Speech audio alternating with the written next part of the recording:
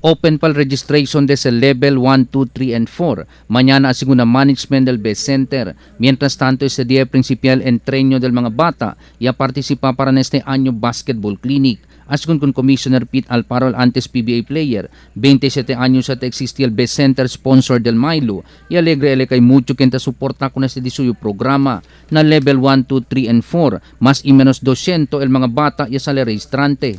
Well, first of all, I would like to thank Best Center for bringing such program aquí na Zamboanga City, especially Coach Nigore. 27 years is 27 years. So, parang this affair is parang family affair na sa amin. The family affair now is here, parang taman na ano ko naton, ta-check ya, si Chen improvement, what are the improvements that we have to do. These are the things that Nigore is here in Zamboanga City. Presente también el mga mayores del mga bata na gym del Ateneo de Zamboanga University. Mucho mga sambuangueño players tuga na Manila aura produkto del Best Center, como kana R.R. Garcia y Mike Tolomia y otro pa. Na venue también onde tase el entreno el founder mismo del Best Center, si Mr. Nicanor Jorge. Asigun kunele na todo lugar donde tiene Best Center. El Best Center de Pete Alparo amel mucho mga partisipante. Neste año entreno asigun kunele konsentra sila na outside shooting skills del mga bata. Kasi ngayon nakikita namin, kasi anong unang-una, kami sa Best Center, meron kami training every year. So, anong ginagawa namin sa training?